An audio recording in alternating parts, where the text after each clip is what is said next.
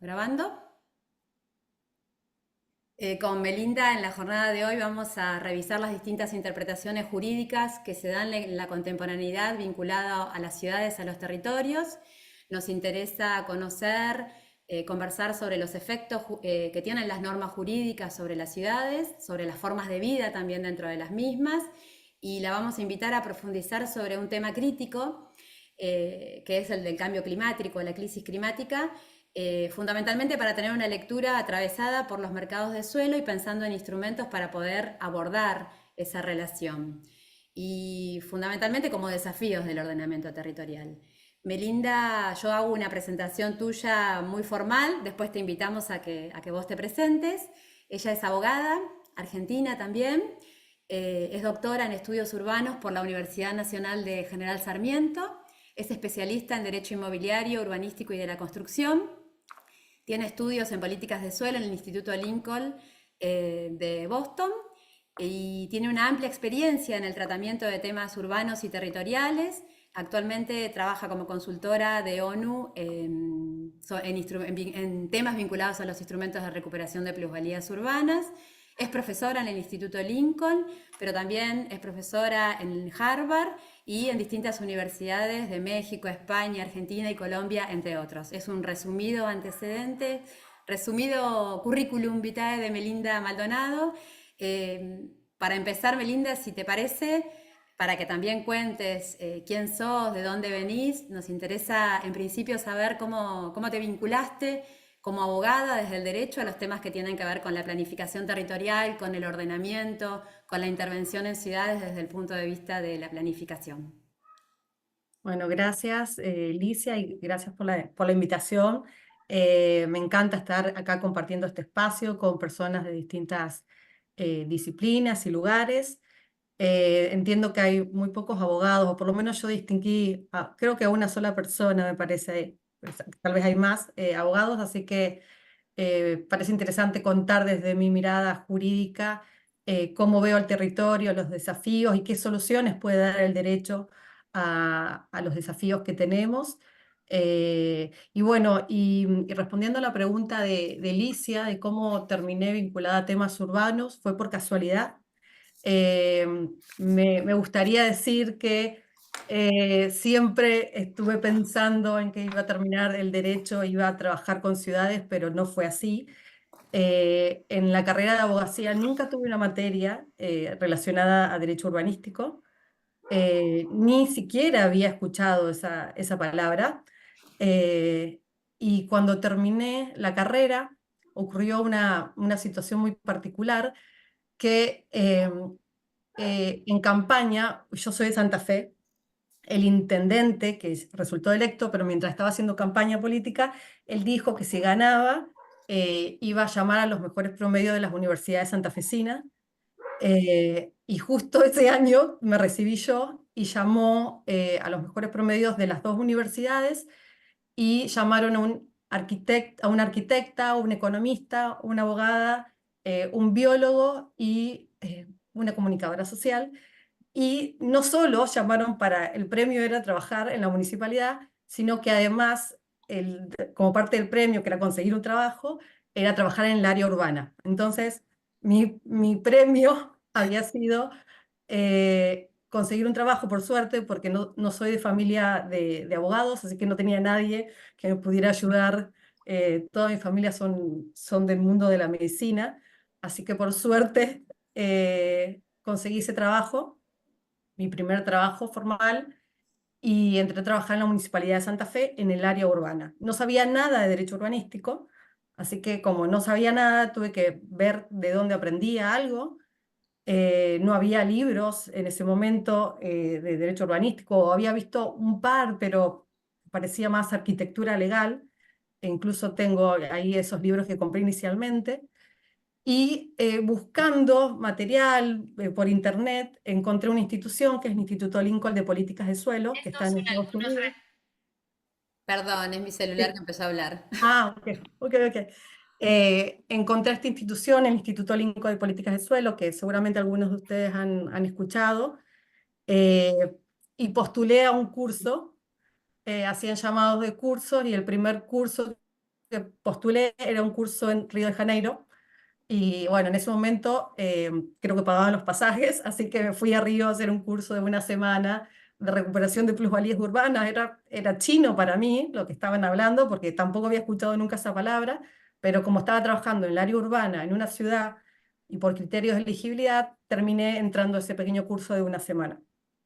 Eh, y ahí se me abrió un mundo gigante porque el Lincoln tiene un programa, bueno, la base está en Boston, y tiene un programa para América Latina que tiene alrededor de 30 años más o menos. Y otro programa en China, ahora está trabajando más fuertemente en África, y entré al mundo del derecho urbano en América Latina. Y con eso como que abrí los ojos porque no podía creer lo que estaba existiendo y lo que estaba pasando en otros países. Eh, Ese curso fue en el 2006, y nosotros, ¿qué estamos aportando? Es decir, ¿cuál es nuestra situación como Argentina en todo esto? Es decir, recuperación de plusvalías urbanas es una cosa que no la he escuchado. Y luego hicimos un curso, hubo otra postulación, y ese fue un curso mayor de 3 meses intensivos en Panamá, que fue una especialización del Lincoln. Solamente se repitió una vez en Bogotá y después no se repitió, fue muy costoso ese curso. Y ahí sí tuve un curso ya más grande, 3 meses intensivo, con todas las materias de economía urbana, que es bastante difícil, estadística urbana, que para mí también era bastante alejado de las ciencias sociales. Eh, y empecé a conocer sobre todo lo que pasaba en América Latina, y a reconocer que no éramos modelo en la región, sino que había países que estaban como liderando este proceso de reforma urbana, como es Brasil y Colombia, y que estábamos muy lejos de eso. Esa fue como mi primer conclusión, y sigo sosteniendo que siguen siendo modelos, aunque ahora hay más países que están a esa altura de Colombia y Brasil. Eh, y bueno, y ahí me empecé a especializar en derecho urbano comparado, que es lo primero que quizás vamos a conversar ahora, sobre todo buscando esas diferencias entre estos modelos latinoamericanos, y a partir de ahí empecé a dar clases en el Instituto Lincoln, en el programa América Latina, y a partir de los alumnos también empecé a conocer esos sistemas jurídicos, porque obviamente es una oportunidad.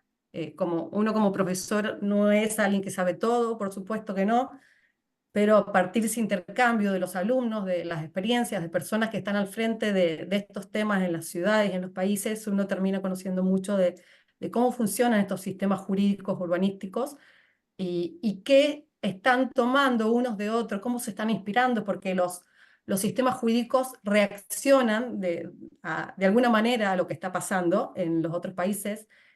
Hay trasplantes jurídicos que no están bien.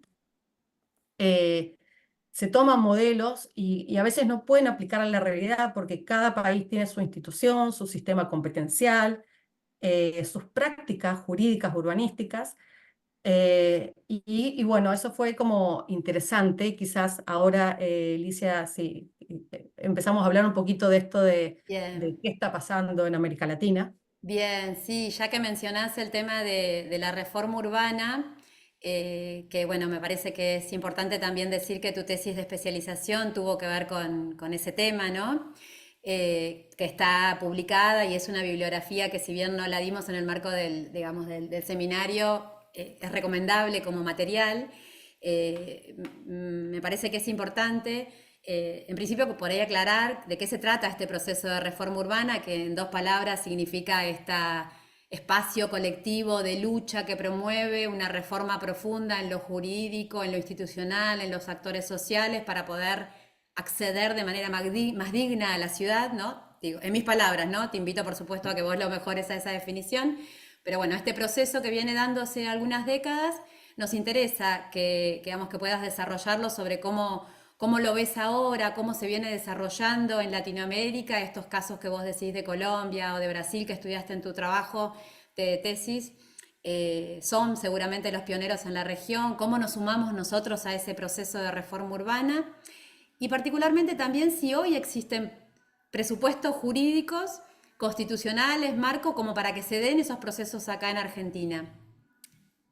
Concretamente hoy en el contexto actual, en la provincia de Buenos Aires se está dando una discusión más o menos profunda sobre los sistemas que rigen al ordenamiento territorial y al hábitat.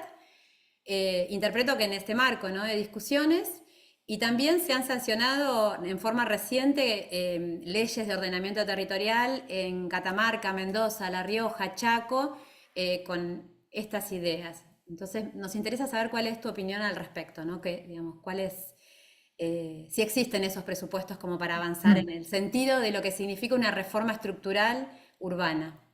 Bueno, como dijiste, cuando hice la especialización, bueno, al mismo tiempo que tomaba los cursos de Lincoln, me anoté a la especialización en Rosario, en la Universidad Nacional de Rosario, de esta especialización de Derecho Urbano e Inmobiliario. Y como trabajo final de la especialización, también por cuestiones de la vida me fui a vivir a Colombia y aproveché mi estadía en Colombia, no sabía si me iba a quedar siempre ahí, para homologar mi título de abogada allá, lo que me requirió estudiar varias materias otra vez y compartir como abogada, compartir con compañeros de 17, 18 años fue toda una gran experiencia.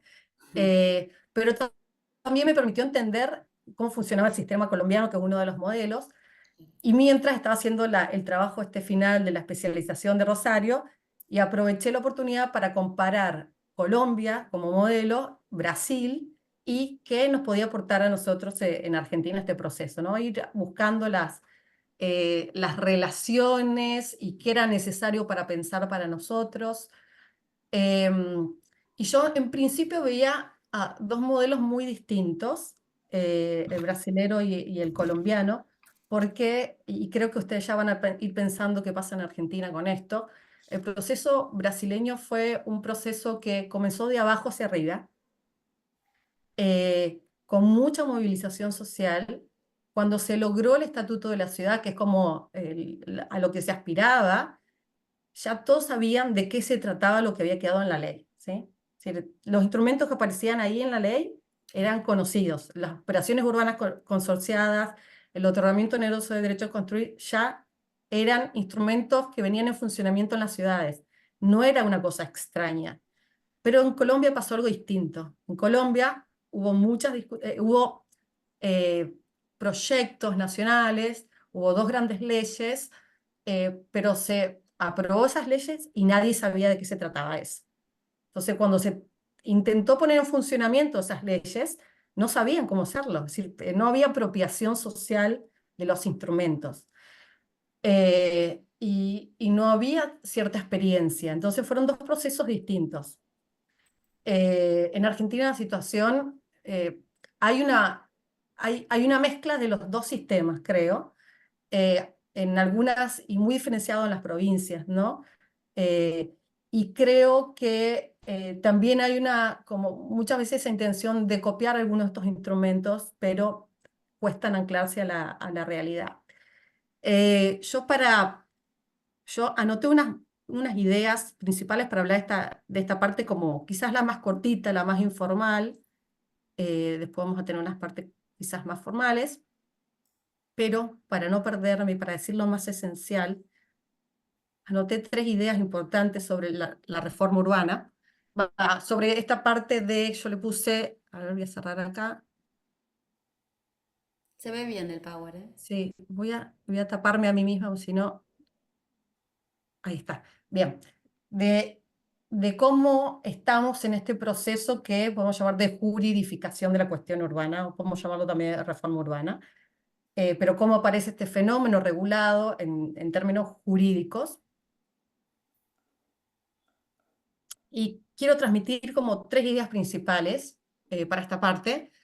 Primero, que esta juridificación de la cuestión urbana es solo una dimensión de un proceso de reforma urbana. Como bien decía Licia, hay otras dimensiones, en este trabajo final de la especialización, que está en academia, ahí disponible, lo pueden ver, y que ya tiene muchos años, pueden ver esto de las otras dimensiones, social, político, institucional y académica, ¿sí?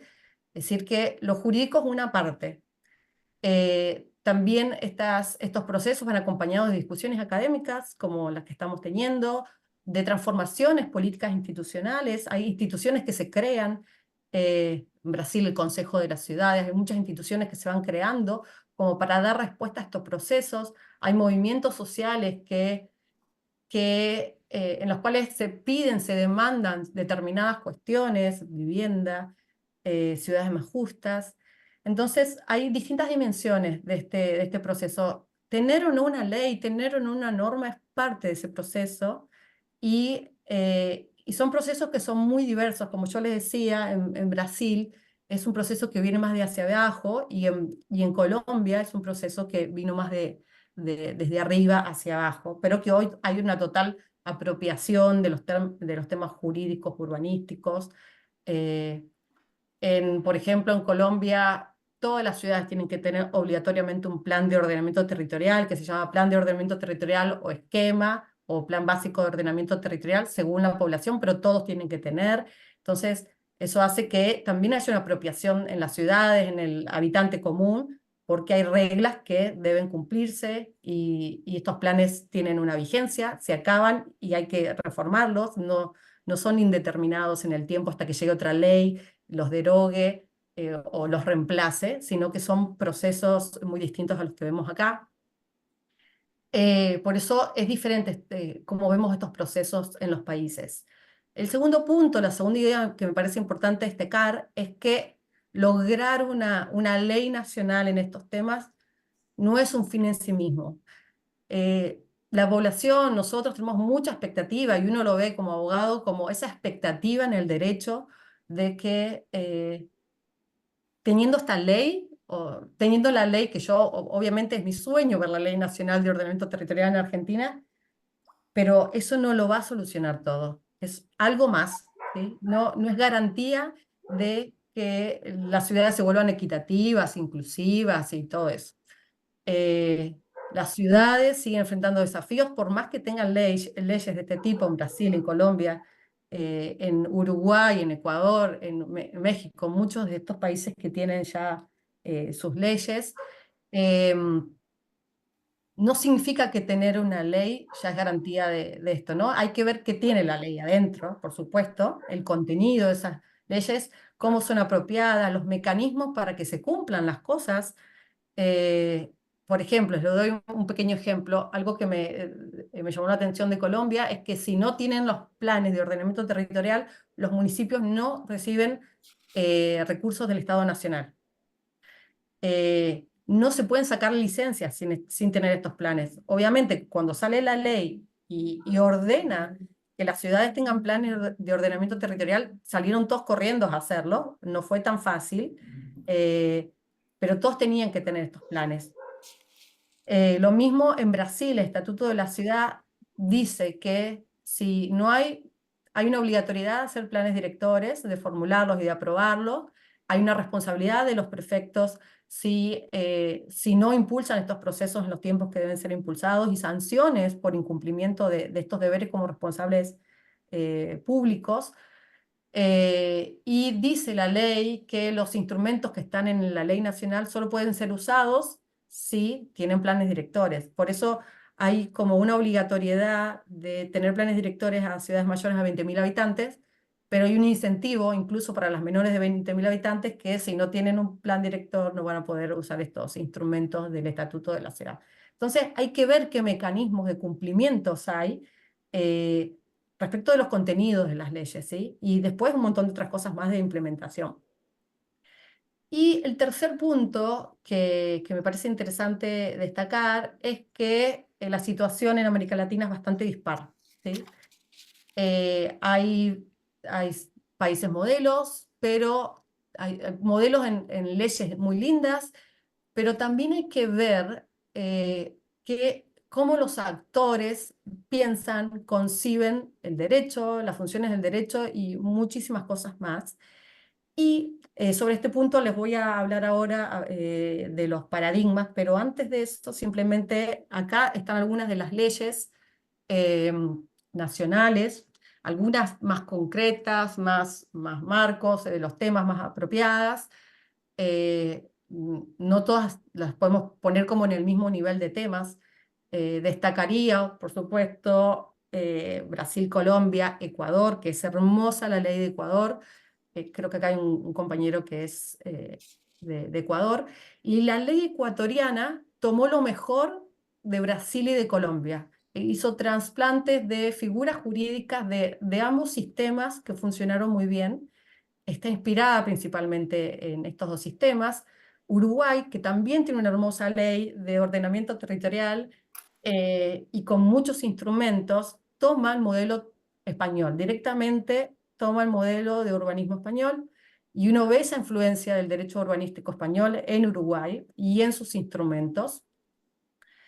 Y luego hay otros países con otras situaciones. Bueno, Cuba tiene una reciente ley de ordenamiento territorial que es muy particular. Tiene unos instrumentos, pero no son los instrumentos que usualmente vemos. Hay instrumentos que son muy particulares de Cuba. Por ejemplo, tiene el derecho de, creo que se llamaba, de cesión de azotea, que es algo que quizás lo podemos ver o asemejar a otros instrumentos, como en Brasil el derecho de laje, que se llama, que es el de losa, o el derecho de superficie, que en Cuba tiene un sentido de ampliación de vivienda por encima de los pisos, de los primeros pisos, pero que son instrumentos que podemos repensarlos y son bastante relacionados con las prácticas que existen en Cuba. Luego otros países, bueno, República Dominicana también tiene una ley bastante reciente, el 2022. Panamá tiene una ley ya de muchos años, pero cuando uno ve la ley de Panamá, es solo regulación sobre planes urbanos, que no es, para mí, es totalmente insuficiente, como también la de Honduras. Cuando uno busca estas leyes y las trata de evaluar el contenido y solo se concentran en la regulación de planes urbanos, se quedan a mitad de camino, porque en lo que fallan muchas leyes, no estoy hablando de Colombia, Brasil, Ecuador ni Uruguay, pero lo que fallan en muchas leyes es en la regulación de instrumentos. Y justamente ese es el punto crítico de todas estas leyes, porque los planes son los primeros pasos, pero después cómo concretamos las cosas, ¿sí? Instrumentos de gestión y financiación de suelo, que hoy vamos a ver un poquito de esto, pero más en el segundo bloque cuando hablemos de cambio climático.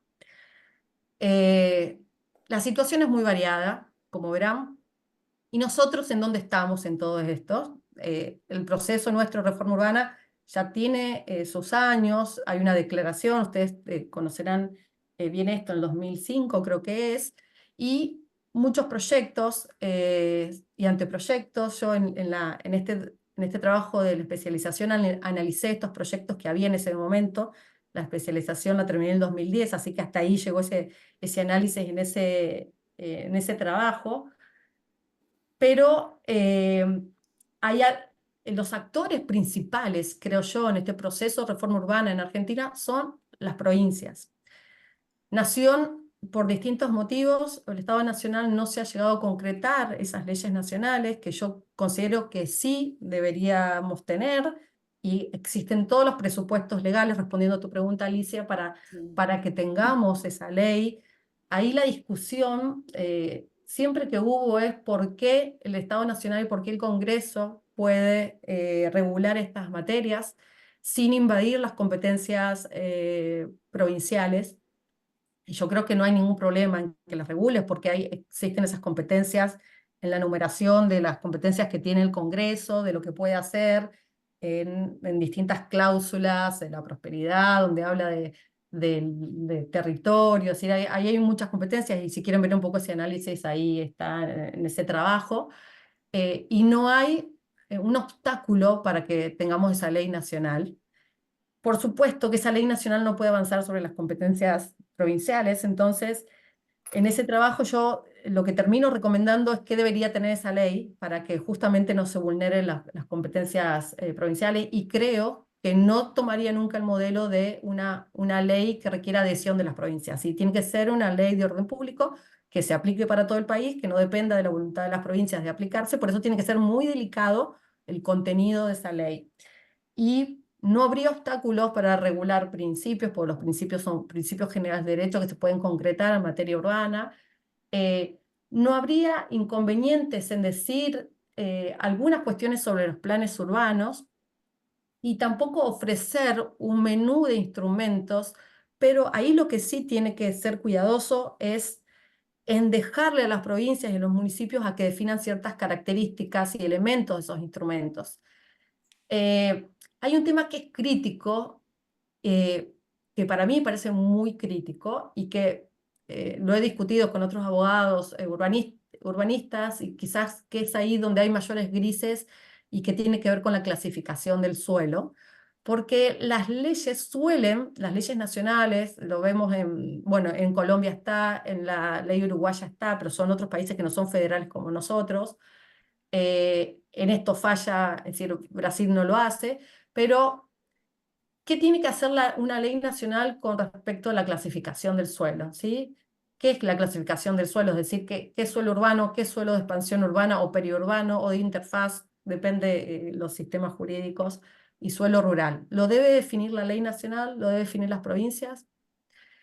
Lo importante es que la ley diga, por lo menos, y yo creo que la ley nacional debe decir, porque acá no va a ser posible encontrar una definición común quizás en Argentina, porque ya también hay experiencias provinciales que han avanzado en las definiciones de qué se entiende por estos conceptos, pero creo que la ley nacional debería decir por lo menos que es muy importante que las provincias definan cada clase de suelo y, y que las provincias decidan quién va a clasificar el suelo, es decir, quién va a pintar el territorio, eh, y que establezcan bien los criterios para eso, ¿sí?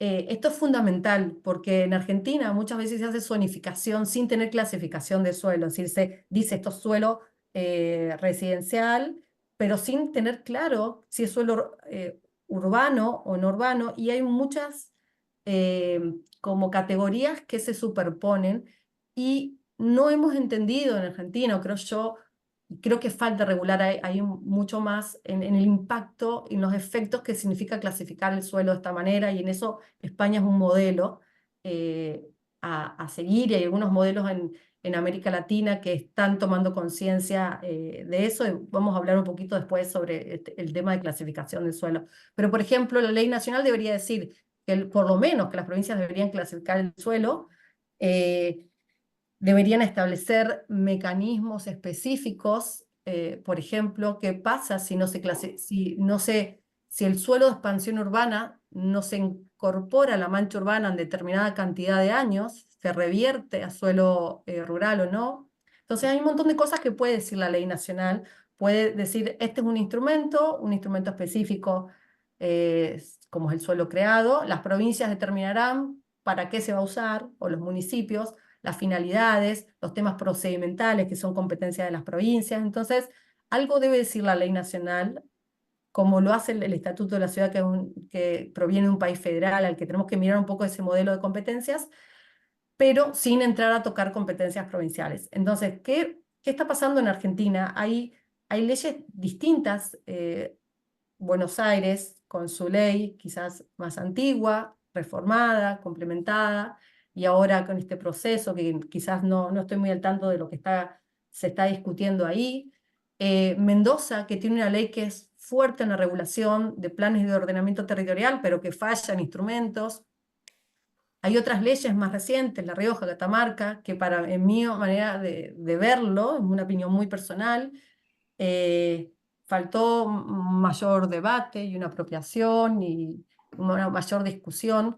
Creo que cada provincia debe tener su proceso, mini proceso de reforma urbana o territorial específico, porque las realidades en Argentina son muy diferentes, porque las geografías son muy diferentes. Entonces, creo que hay una gran variedad, y considerando que las provincias han avanzado en este proceso de reforma urbana, regulando estos temas, hay que ver qué pasaría con una ley nacional y cómo va a receptar estos procesos, pero sí creo necesario, y existen todos los presupuestos legales para que exista esta ley nacional.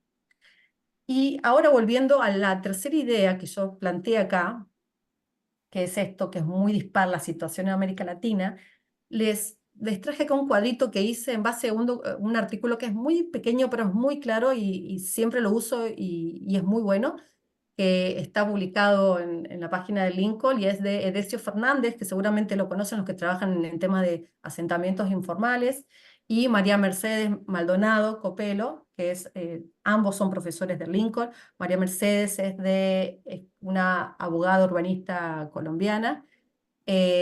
Ambos los conozco por el Lincoln, son profesores del Lincoln, muy respetados, muy referentes.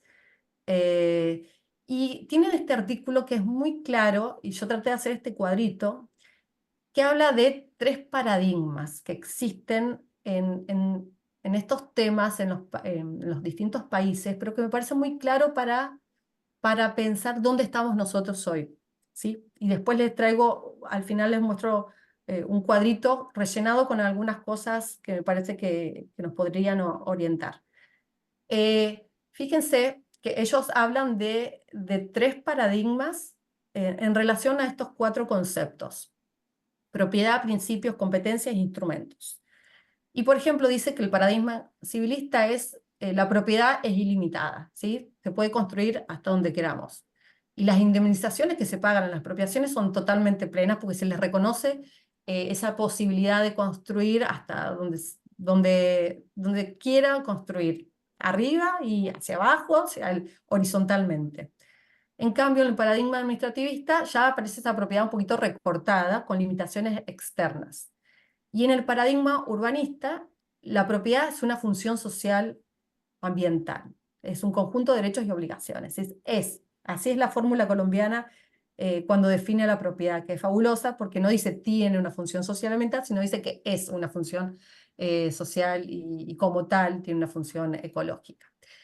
Eh, los principios en el paradigma civilista están ausentes. En el paradigma administrativista aparecen y tienen una interpretación restringida, y en el paradigma urbanista ya aparecen más con fuerza, ¿sí? Hay una reinterpretación de principios tradicionales del derecho, hay una consagración de principios específicos en las legislaciones, por ejemplo, función pública del urbanismo, que es un principio fundamental, reparto equitativo de cargas y beneficios, recuperación de plusvalías urbanas, aparecen concretamente en estas legislaciones, enunciados explícitamente, generalmente en la ley específica, y no hay que bucear en el sistema jurídico para encontrarlos. En términos de competencias del Estado, para planificar, es una incógnita en el paradigma civilista.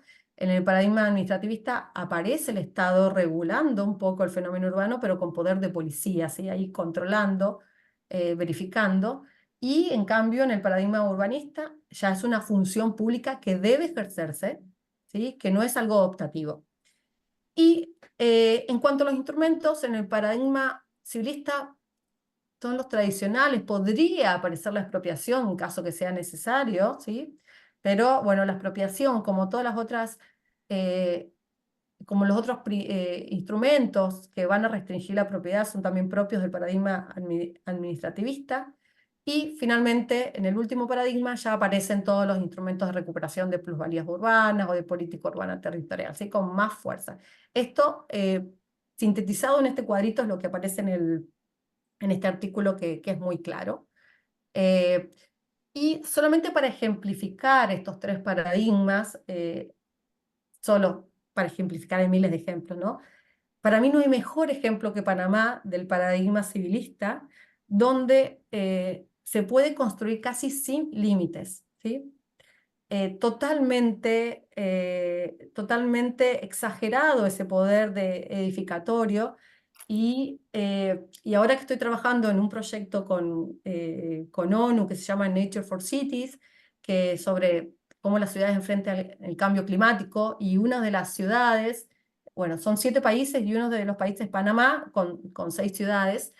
eh, y cuando empecé a ver un poco la situación de Panamá y las regulaciones específicas a la propiedad, y haciendo también algunas entrevistas ahí a actores claves, me comentaban justamente que si querés utilizar tu propiedad ocupar el 100% del suelo, lo podés hacer. Es decir, lo que nosotros tenemos como FOS,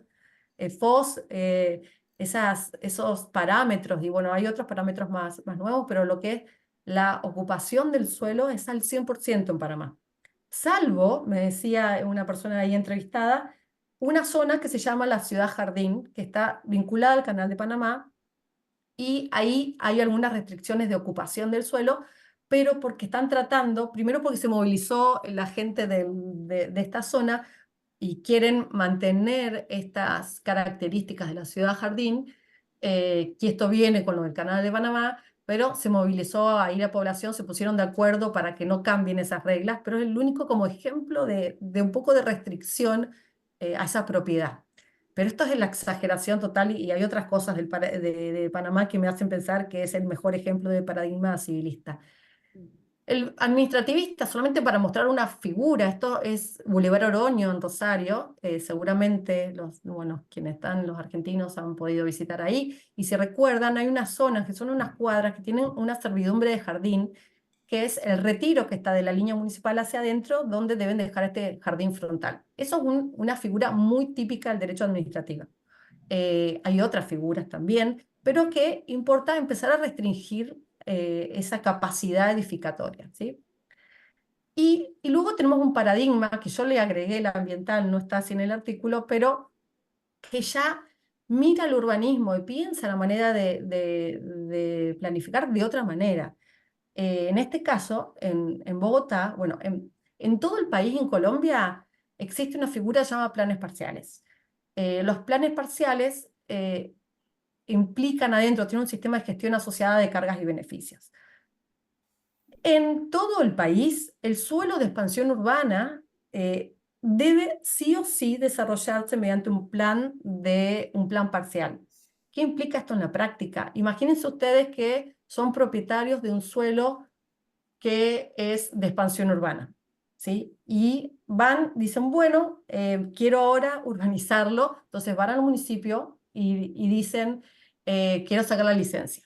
Entonces el municipio te dice, o el distrito de Bogotá te dice, usted no lo puede hacer solo, señor, usted se tiene que poner de acuerdo con los vecinos dentro de esta área que es el polígono que nosotros marcamos, y primero tienen que hacer un plan parcial, sacar una licencia de urbanización en conjunto, y no puede haber licencias de construcción hasta tanto ustedes no hagan un desarrollo en conjunto.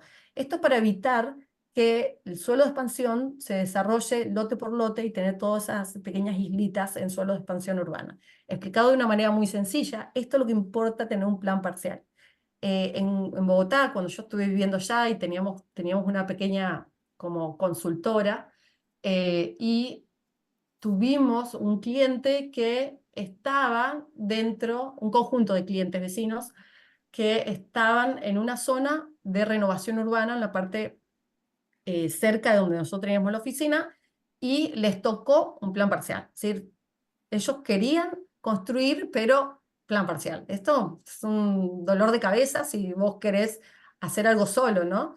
¿Qué significa esto? Que si vos querés construir, te tenés que poner de acuerdo, y ahí sí existía un plan parcial con unidades de actuación, entonces se tenían que poner de acuerdo todos en la misma manzana y desarrollarse en conjunto, porque la idea del municipio ahí era que se renueve esa zona de una manera específica, con infraestructura necesaria.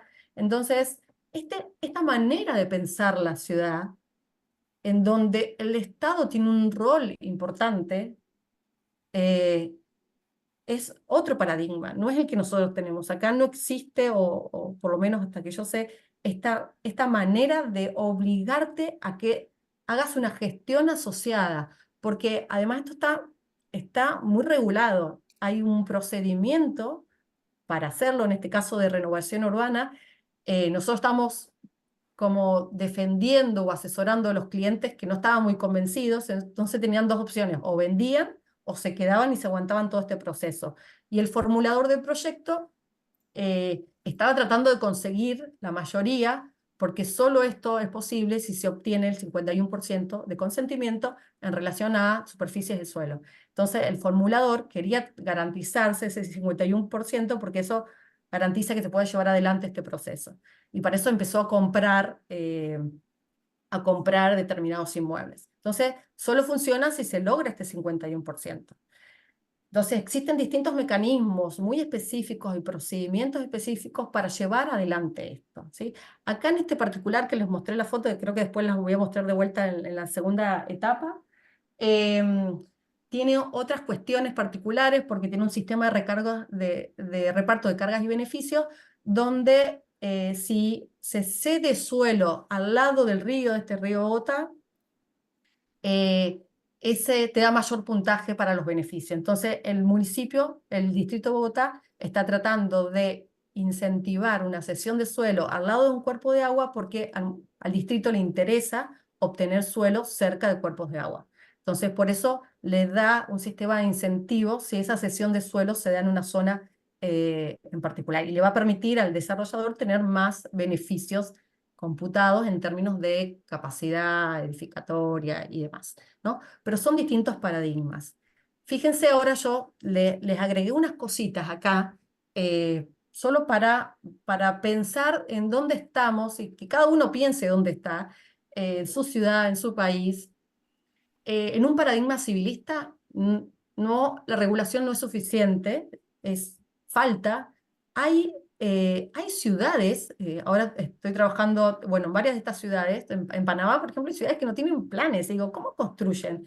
Y bueno, se solicita el municipio, dice, quiero construir acá, y el municipio dice sí o no. Es decir, la falta de todo es increíble. Bueno, en otra ciudad de este proyecto es Guatemala, donde también analizando la legislación de la ciudad de Guatemala, encontré que en algunos momentos se hacía referencia a los límites de la aeronáutica civil, es decir, hasta que siempre que no obstaculice la aviación. Digo, esto es una locura, esto significa que es el paradigma civilista absoluta. Si están pensando en un edificio que no choque con los aviones, es como la sola mención de estos límites de la aeronáutica civil me pareció un ejemplo como muy ilustrativo de que dónde están ubicados. ¿Sí? La ciudad de Guatemala tiene una norma muy generosa que trabajando en este proyecto y también en comunidades de práctica era explicar primero, cuando uno encuentra ciudades así, decir, hay que bajar los límites, hay que bajar, si quieren pensar en otros instrumentos, si quieren pensar en transferencia de derechos, en otorgamiento oneroso de derecho a construir, hay que bajarlos a los índices, si no, no se pueden pensar. Pero ustedes se dan cuenta que están siendo muy generosos. Entonces, esto es el paradigma civilista. Administrativista, yo creo que estamos en ese paradigma acá. Mayoritariamente puede haber excepciones de ciudades y provincias. Y urbanistas, creo que no estamos cercanos a eso. Creo que los que tienen unas leyes más fuertes como Uruguay, Brasil, Colombia, Ecuador, bueno, México también, ya se están acercando a ese paradigma. Y en principios, ustedes van a ver, la propiedad es inviolable, en muchas constituciones sigue estando eso. En algunos códigos civiles se hacía referencia, muchos han cambiado en esto, que el dominio hasta el cielo y el infierno que venía de la legislación francesa. Muchos ya lo sacaron, Colombia lo tenía en el Código Civil, fue declarado inexequible por la Corte Constitucional, así que ya no está más. Por ejemplo, ahí yo agregué y creo que, porque yo estoy mirando mucho lo ambiental y ecológico, climático, el principio de el que contamina paga. Eso para mí no es un paradigma ambientalista ni climático, es decir, estás pudiendo pagar por contaminar. Hoy ya ese principio está mal visto. Entonces, estamos viendo otros principios, moviéndonos para acá, para el otro lado, en que se habla en temas climáticos de la capacidad de carga o ambientales, del rol de la naturaleza en la lucha de cambio climático. Y en términos jurídicos sí aparecen principios específicos, como yo les decía recién, pero también hay una reinterpretación de principios tradicionales. Por ejemplo, el enriquecimiento sin causa es un principio y una institución también muy tradicional de los códigos civiles. No sé, bueno, yo cuando estaba estudiando, derecho civil aparece esto, está en nuestro Código Civil, y hay una profesora que se llama Sonia Ravelo, que es una brasilera, una jurista brasilera, que se le ocurrió fundamentar la recuperación de plusvalías en este principio del Código Civil. Y ella dice que así como existe en el Código Civil este principio que significa que si yo me enriquezco por causa de otro, tengo el deber de devolverle. Eso es lo que significa en términos muy concretos. Que esto lo podemos trasladar en recuperación de plusvalías urbanas. ¿Qué significa esto? Que si yo me enriquezco por un esfuerzo ajeno, es decir, si mi casa aumenta el valor por una obra pública o por una clasificación del suelo, tengo el deber de devolver eso a la sociedad. Y ese deber de devolverlo es con instrumentos concretos de recuperación de plusvalía, contribución de mejoras, eh, pagar algo por ese valor, cargas urbanísticas. Eso significa traído este derecho, este principio del derecho civil al campo urbanístico. Y el derecho de superficie, que en Argentina lo tenemos ahora, que no es ilimitado en el tiempo y que aparece en otros sistemas jurídicos, nos permite pensar en que la propiedad del suelo, o argumentar jurídicamente, que la propiedad del suelo y la propiedad superficiaria no es la misma, y podemos hacer como una argumentación jurídica de que ser propietario del suelo no significa ser propietario del derecho de construcción, ¿sí? Es algo que requiere como una construcción jurídica. Y en el punto de esto de competencias del Estado, ahí creo que nos permite ubicar bien dónde estamos. Fíjense, planes urbanos optativos o no vinculantes. Eso no es ni siquiera administrativista, ¿sí? Que una ciudad puede o no tener un plan. Si existe, puede o no ser vinculante. El caso que veíamos de Panamá, ¿no? Paradigma administrativista ya hay planes con fuerza jurídica, pero le falta regulación. Cuando entras a verlo, le falta más materia adentro del plan. Eh, y no solo eso, son planes que son eternos, y esto pasa en Argentina. ¿Hasta cuándo está vigente este plan? Hasta que no venga otro y lo derogue.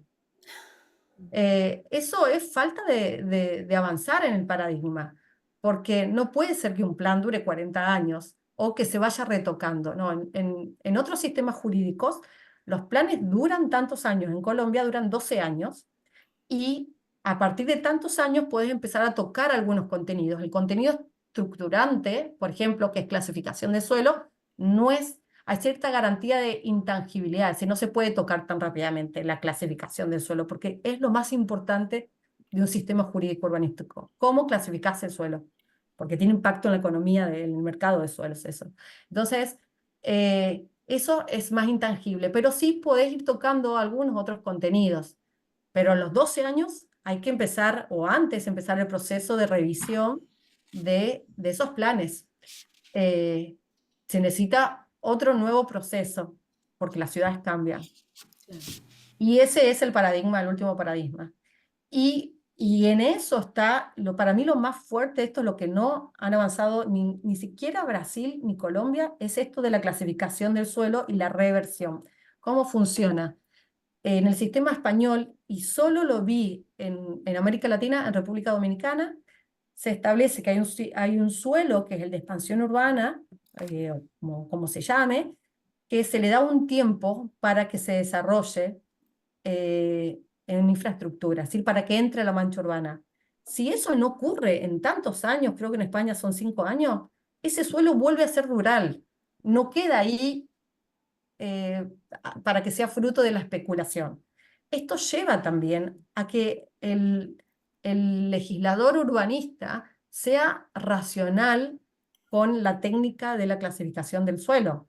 Significa que yo no puedo pintar todo el suelo de expansión urbana, sino realmente pintar el suelo de expansión urbana es de acuerdo a las tendencias de crecimiento de la población. Pero por eso es que si no se desarrolla, algo salió mal, es decir, no, bueno, puede haber ocurrido algo, no sé, algo en particular, pero si no, se revierte y vuelve a suelo rural. Y eso es lo que nos falta regular en América Latina. Y en instrumentos, bueno, ahí tienen un par de instrumentos.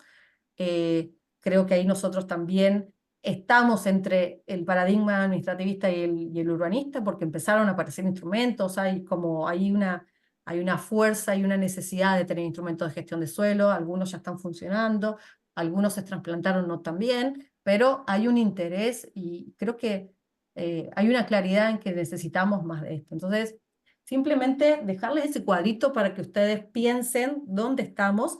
No es que vamos a estar en uno o en otro, creo que hay algunas partes en que vamos a estar más en uno y otras partes vamos más a estar en otros. Eh, y acá paro, creo que hablé más de lo que tenía que hablar. No, está muy Espero bien. que, Está muy bien, espero Melinda. que los lleve a pensar en dónde estamos nosotros con algo muy sencillo, que es ese pequeño artículo y algunas ideas ahí. Y antes de pasar al otro bloque, vamos a ahora pasar a otro tema, Licia, si te parece, y Sí, después dejamos sí. tiempo para las preguntas. Sí, seguro, seguro. Me parece que es súper interesante el cuadro ese para ubicarnos. Yo interpreto que estamos tendiendo a ir en muchas o excepciones en ciudades y provincias, más ciudades que provincias, me parece, como en tránsito al paradigma urbanista ambientalista. Pero no sé si necesitamos el funcionamiento sistémico como para estar todos en el mismo paradigma. Me parece que a eso es lo que deberíamos tender y por eso es que también entiendo que se necesita eh, también construir los procesos de reforma a nivel provincial, ¿no? Para que puedan ser marco y paraguas de los procesos que se desarrollan en las ciudades. Me parece que avanzaste un montón con respecto directamente a cómo hacer, cómo avanzar, eso me parece que es muy motivador. Yo te llevo un poquito para atrás, si te parece, para poner en valor, soy una defensora como vos desde la arquitectura, el urbanismo, de la mirada desde el derecho. Me parece que hay que sumar más abogados especialistas en derecho, como contaste vos tu historia, cada uno con su proceso, ¿no? Y también más profesionales de la ciudad, no abogados, pero que sí conozcan del derecho porque es fundamental para poder intervenir o para poder construir, ¿no? El sustento y las argumentaciones de nuestros procesos de planificación. Me Sí, parece que queda claro esta idea de que no es solo el derecho, no es solo la ley, la juridificación de la ciudad, de los procesos urbanísticos, y tampoco es solamente el plan. Eso me parece que es mucho más. Y en ese sentido, no sé, ¿querés decir algo, Melinda? sí, sí, no, solo que me hiciste acordar algo que es importante y que hace de este proceso más amplio, que hay muchos actores que tienen que estar involucrados y no solo el hecho de tener la ley te garantiza que estemos en ese paradigma, porque Ah, por ejemplo, los jueces. Los jueces para mí es el mejor ejemplo del paradigma, es decir, que están en el paradigma civilista, aun cuando muchas veces ya estamos desde pensando en movernos jurídicamente del administrativista al urbanista. Entonces, claro. las concepciones de los actores, de los jueces, de los funcionarios que están al frente de las oficinas de planeamiento urbano, cuando le van a solicitar una licencia, si hay que cambiar el paradigma de actores claves de la sociedad. Sí, total, total. Muy buenos los ejemplos también para clarificar los paradigmas. Me parece también que eso hace el intercambio y bueno, ya van a sumar más ejemplos los alumnos, los distintos participantes. No, te quería volver al tema digamos, de esto de la juridificación de la cuestión urbana, entendiendo la importancia del derecho en los debates actuales. Te comentaba el otro día la cita esta que yo te hacía de Antonio Azuela. Antonio Azuela, no es casualidad, es director también de la tesis de doctorado de Melinda, es un reconocido especialista en derecho urbano mexicano. En la introducción de un libro que se llama La ciudad y sus reglas, él hace una mención de alguna manera revalorizando la importancia de la juridificación en las cuestiones urbanas, diciendo, bueno, es usual que se interprete o se lea el derecho en lo urbanístico viendo o leyendo las informalidades, ¿no? Lo que no se cumple en las normas cuando las normatividades, lo jurídico tiene otros ejemplos sobre la cuestión urbana. Y él concretamente dice, hay tres cuestiones que es importante mirar como para poder ampliar esta mirada a lo jurídico en las ciudades y él dice, bueno, las normas tienen un carácter de instalar temas, de instituir, después también habla de la idea de ambivalencia y de la complejidad de la cuestión urbana. Él dice que las normas instituyen temas, por ejemplo, entiendo yo que instalan esta idea digamos, de temas prioritarios, por ejemplo, como la integración sociourbana, instalan organismos, instalan instrumentos también, ¿no? Y que de otra manera, si no están instalados por las normas, no serían posibles, ¿no? Porque son temas muy ríspidos, esto de la función social de la propiedad y que bueno, hasta dónde llega el derecho de los particulares. Entonces es importante la función instituyente de instalar tema del derecho.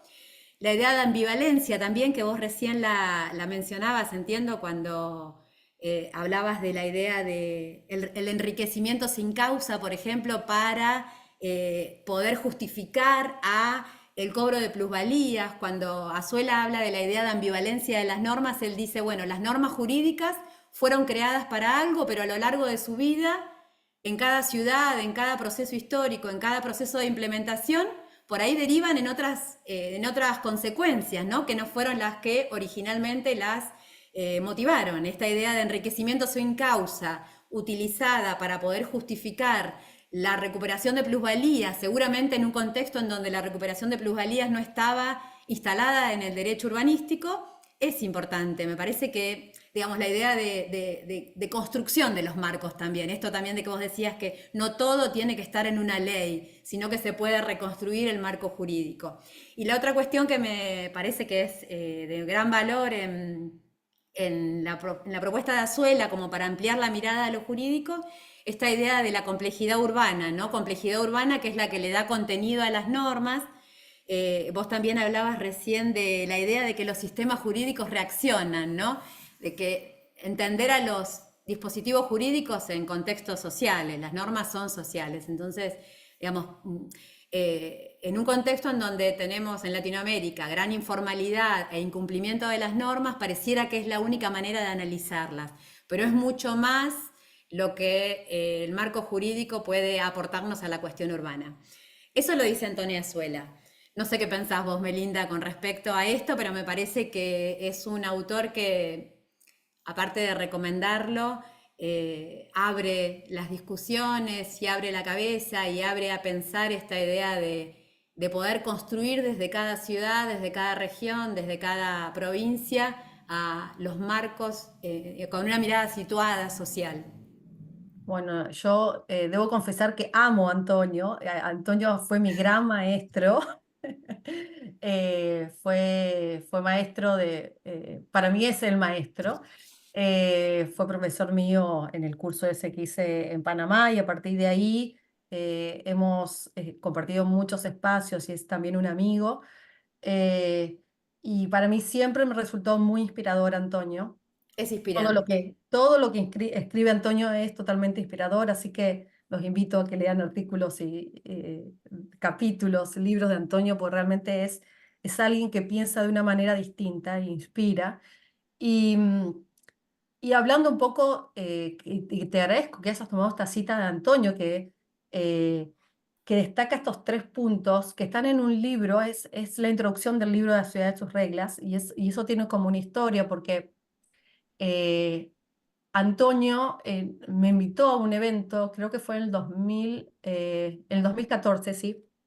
Eh, yo estaba trabajando en Acumar, ya llevaba unos años, yo entré a trabajar en Acumar a la Autoridad de Cuenca Matanza Riachuelo, para los que no son acá de Argentina, en el 2011, y Antonio me invitó a un evento y yo eh, fui al evento, fui fracturada de una pierna, igual traté de no perderme el evento, incluso fracturada con un bebé de 4 meses, digo, para no fallarle a Antonio, y fui a presentar, él nos había dicho de qué se trataba el evento, y como estaba trabajando en Ocumar, dije, ¿te parece, Antonio, que presente qué está pasando de lo que estoy trabajando? Y era la primera vez que presentaba el tema de Riachuelo, el Camino de Sirga. Eh, y yo terminé de presentar y me dice, yo me había anotado para la tesis, para estudiar el doctorado, con otro proyecto de tesis, que era continuar con lo que tenía antes de esto de la reforma urbana, y me dice Antonio, no, Meli, vos acá tenés tu tesis, ya tenés el caso, te falta el marco teórico y metodológico. Entonces, luego de presentar el caso, Antonio me convenció, vos tenés que transformar esto en una tesis doctoral porque el caso es fabuloso para mostrar un montón de cosas y, y ese primer artículo del Camino de Sirga aparece en ese libro y muchas, los otros capítulos que hay de otros autores tienen puntos de conexión y Antonio destaca estos 3 puntos que se aplican muy bien en el caso que yo estudié en la tesis doctoral. Entonces, la idea es mostrarle un poco la tesis doctoral y resaltando estos 3 puntos, digamos, no creo que haya otro caso que para mí ilustre mejor lo de la ambivalencia del derecho. En este caso, la ambivalencia de la figura del Camino de Sirga, que fue pensada para una cosa y está siendo usada y fue imaginada por el juez para otra cosa. Eh, Creo que no hay un mejor caso para mostrarles, o por lo menos de los que yo conozco, del efecto que tienen las normas y múltiples efectos y de la complejidad del fenómeno urbano. Entonces, tomando estas ideas que Licia tomó de esta introducción al libro, que son muy importantes, creo que lo podría ilustrar bien con el caso, porque podría hablarles de la ambivalencia del derecho, les podría hablar de la complejidad del fenómeno urbano y de los efectos de las normas, pero creo que con el caso va a quedar Dale. más bien claro sobre eso. Entonces, la idea es mostrarle un poco cómo fue este proceso de tesis eh, y, y destacar estos aspectos de... a ver, me parece que no estoy... Melinda, ¿te puedo hablar mientras? Sí, sí, sí. Em, Creo que tendríamos un poquito más de 15 minutos para esto, así damos la posibilidad de intercambiar. ¿Te lo podés Ok, manejar en ese tiempo? tal vez no. Bien, ¿Qué bueno, decís? usa Nos lo que podemos... necesites. Tal vez necesite un poquito más. Si Bueno, te parece, dale, dale, o dale. Nos nos queda tomamos, menos para... si están todos los participantes de acuerdo, nos tomamos un poquito más porque empezamos un poquito más tarde y después vemos cómo nos acomodamos, pero Después seguramente vamos a hacer resulta. más corto la segunda parte, si están de acuerdo. Dale, dale. ¿Sí? Bueno, entonces, Sí, dice la gente, mira. sí, bueno, Sí, esa es vamos a, Susana. vamos a, voy a tratar igual de algunas partes, capaz que puedo, no, no, pero bueno, vamos a ver. Se ve bien ahí, ¿no? Perfecto. Bueno, esta es la tesis, el título de la tesis sobre el caso Mendoza, pero en realidad se achica un poquito más, es sobre las riberas de Riachuelo en un marco temporal específico que termina 2011-2017. Me voy a Eh, meter, Melinda, perdón, sé que hay poco sí, tiempo, no te quiero robar, pero me bueno, parece re importante que cuentes este proceso al revés, donde vos tenés el caso y lo sí. convertís en tesis, porque creo que es lo que le debe pasar a muchos de los participantes de este seminario, así que los sí que han contestado deben tener también que ver con eso. Sí, sí, y creo que eso es importante porque Total, en mis compañeros estábamos en 2 grupos, los que teníamos el caso y no la teoría, y los que tenían la teoría y buscaban el caso. Y creo que las 2 cosas son válidas, pero bueno, cada uno tiene sus procesos, ¿no? Esta tesis la defendí en el 2021, creo que es. Y bueno, mis directores fueron Gabriela Merlisky, Antonio, que me convenció de convertir el caso en una tesis, me dijo, "Ah, tenés que hablar con Gabriela, que es la que más sabe del riachuelo". Así que Gabriela y Antonio fueron mis directores de la tesis. Y el jurado que estuvo a cargo cuando hice la defensa fue ese.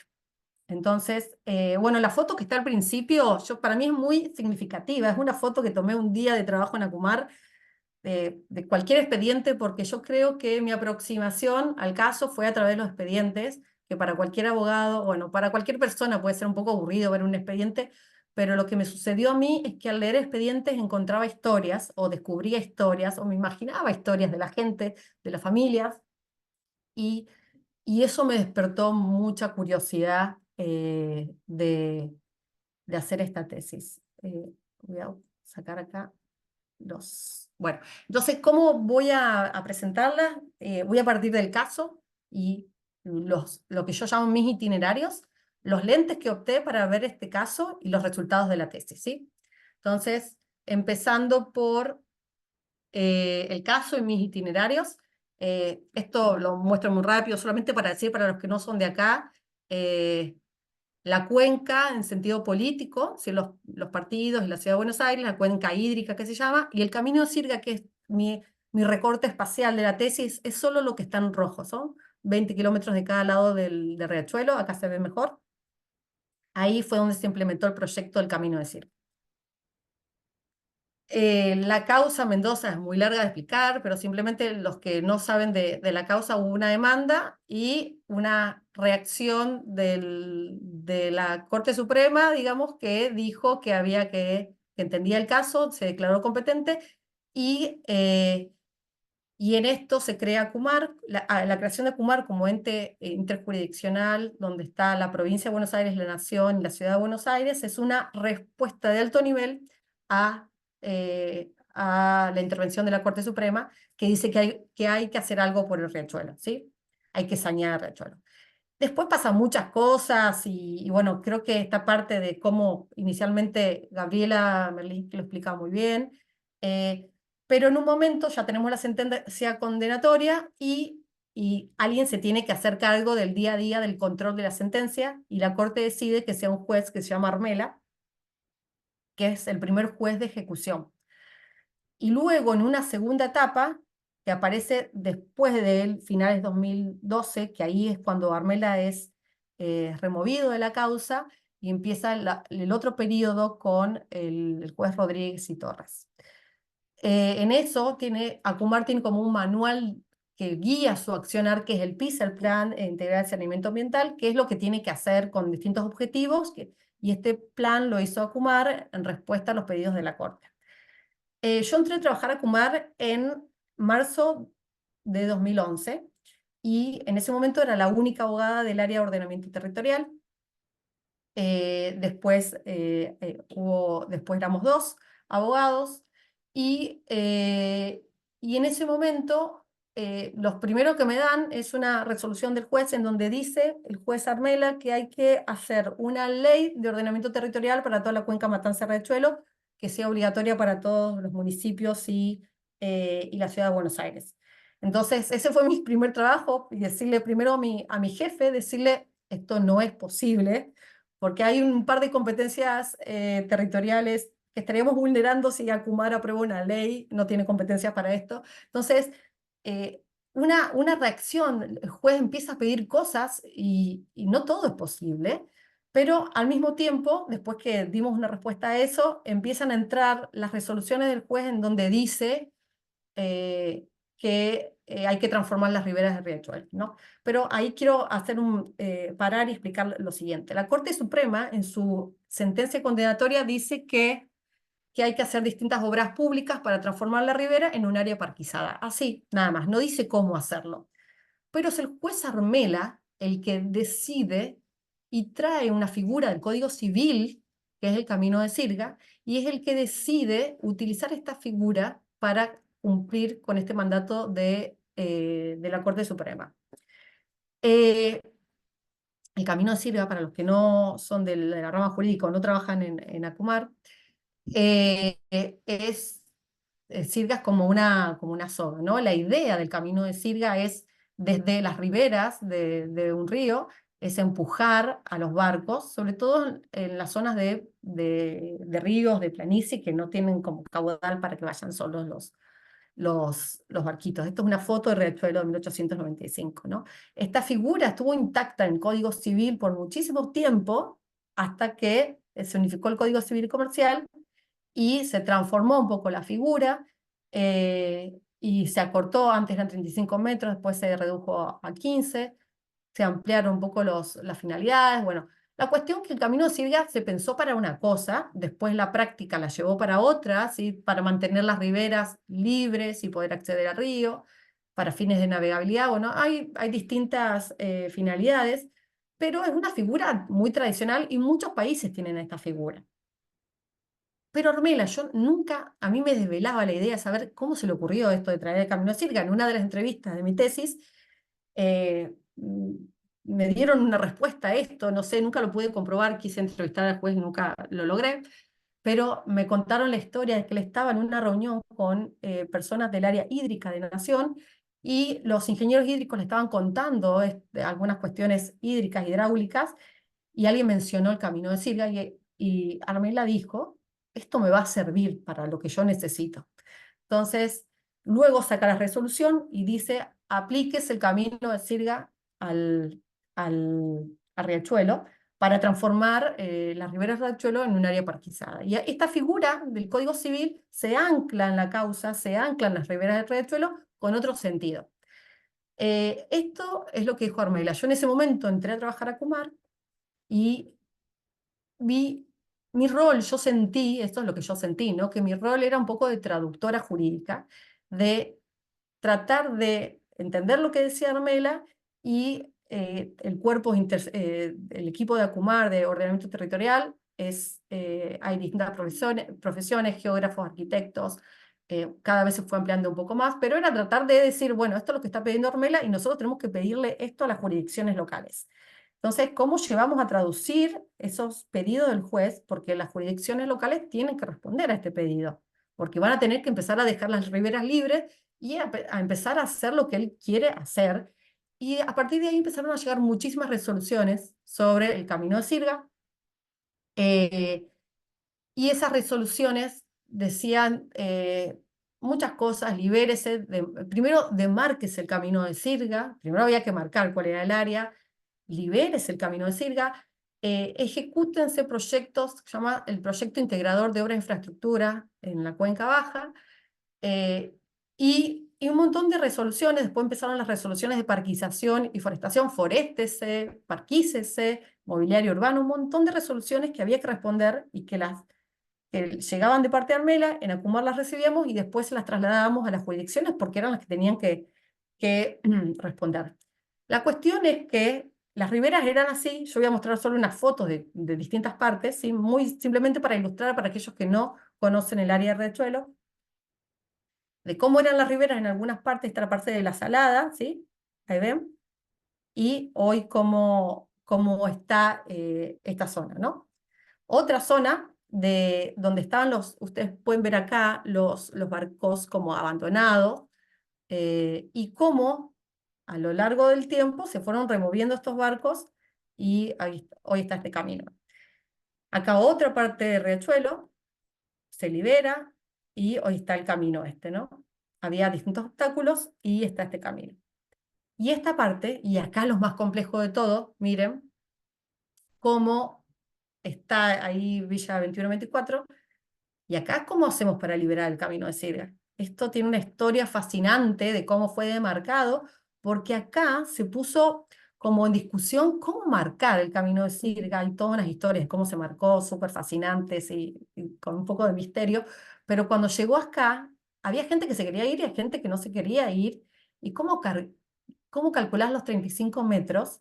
Y realmente el metro 36, porque para Armela, las personas que estaban en el metro 35, hasta el 35, estaban en peligro por la contaminación del riachuelo.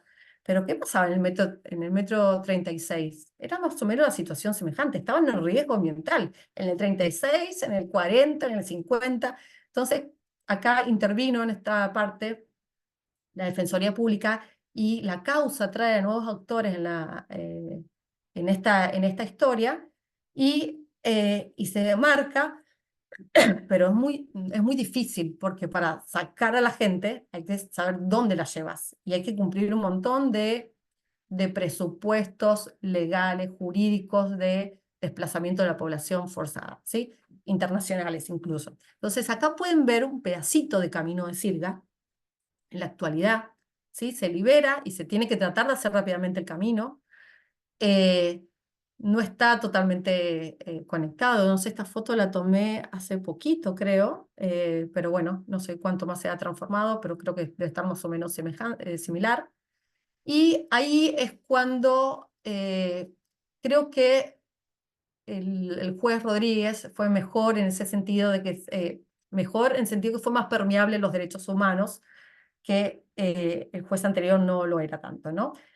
Y ahí, eh, en mi trabajo, que yo venía trabajando con Camino de Sirga, ahí me encargaron un trabajo súper lindo que me encantó y que tenía que ver con la redacción del protocolo de relocalizaciones y reurbanizaciones en la cuenca Matanza-Riachuelo.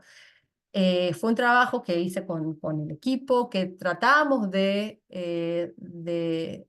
hacerlo lo más participativo posible. Incluso hubo 2 audiencias públicas, los llevamos a los barrios. yo fui un par de veces, pero el equipo territorial fue muchas más veces a tratar de contar de qué se trataba el borrador del protocolo, en principio, para ver si se podía llenar de mayor contenido, sobre todo tratar de garantizar los derechos en estos procesos de relocalizaciones a causa del Camino de Sirga.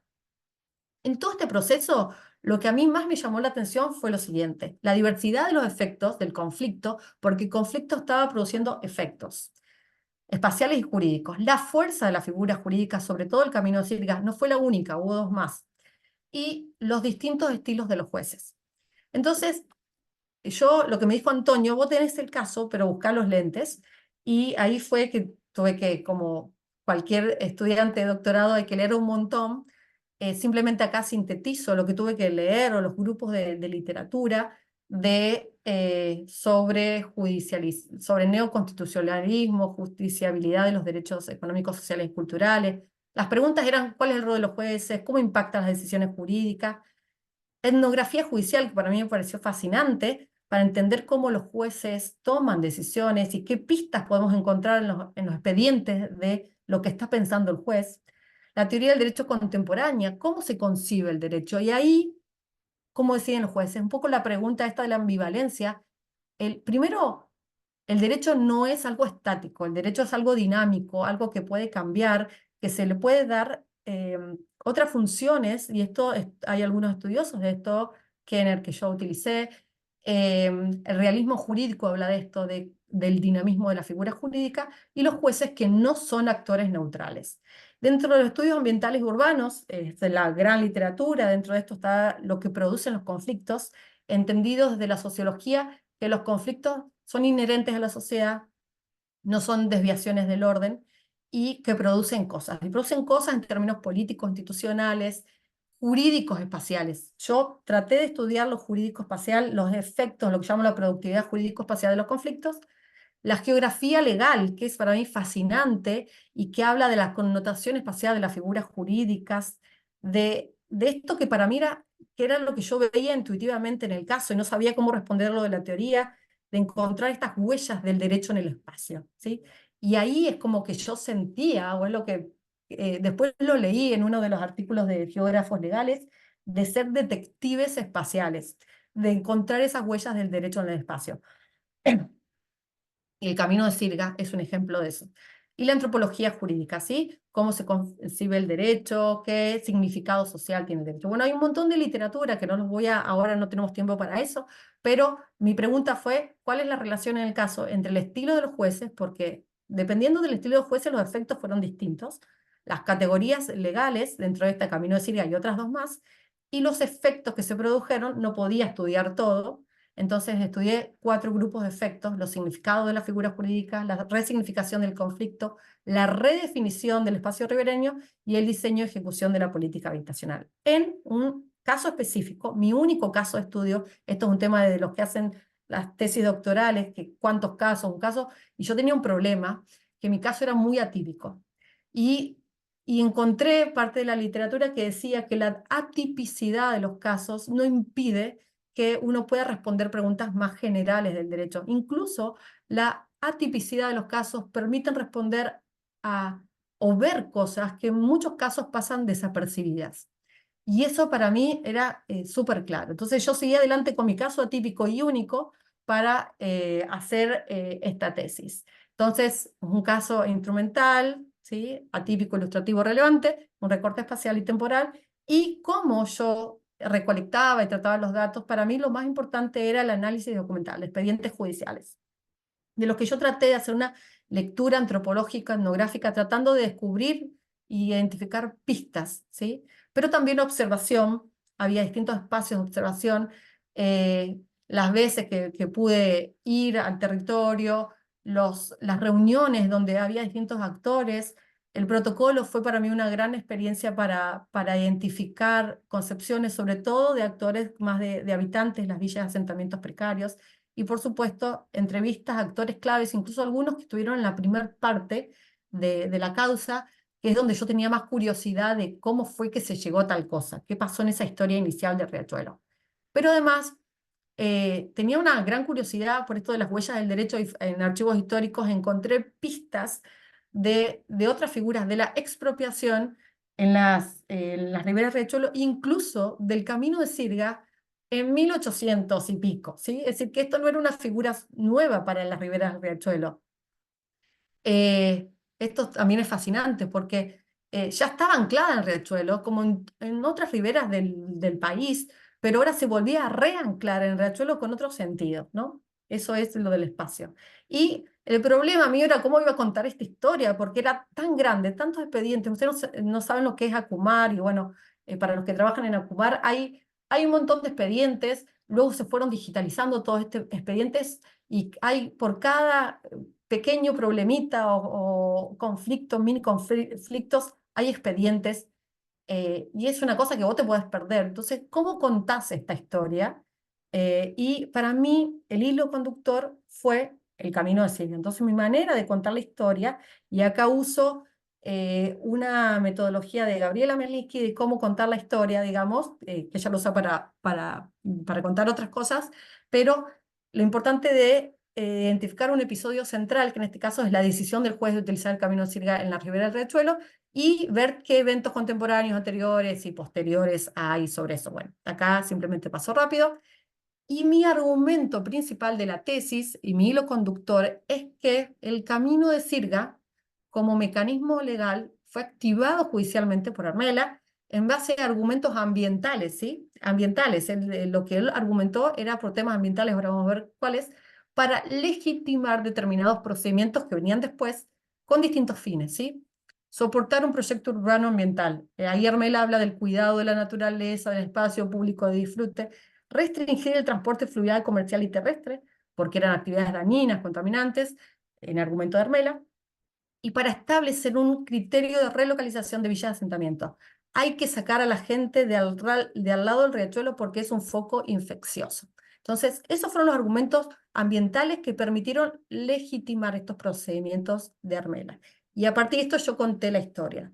Los resultados de la tesis son los siguientes. Yo estudié esta relación, ¿sí? Y en primer lugar, yo quería entender al estilo de Armela y al estilo de Rodríguez, y para eso propuse unos criterios para ver sus estilos judiciales y prácticas judiciales. Son 3 criterios, y no solo para entender cómo era su práctica judicial, sino para ver cuál era el rol de este estilo en lo que produce el conflicto. Y ahí son 3 cosas, ¿sí? Una, cómo definen los mandatos. Armela salía al riachuelo a caminar y daba órdenes y decía: usted tiene un mes para responderme, si no lo sanciono en su patrimonio. Rodríguez no tenía ese estilo, ¿sí? Eh, ¿Cómo los jueces resignifican ciertas categorías legales o no? Armela resignificó el camino de Sirga, pero Rodríguez también trajo otras reglas en procesos de relocalizaciones, o pidió que se hicieran nuevos procedimientos trasladando esa resignificación a otros actores, como pasó con el protocolo de relocalizaciones. Y por otro lado, los modos en que los jueces se relacionan con el territorio. A Armela le encantaba ir al riachuelo y era un espacio de despliegue de poder, pero Rodríguez era un juez más de despacho.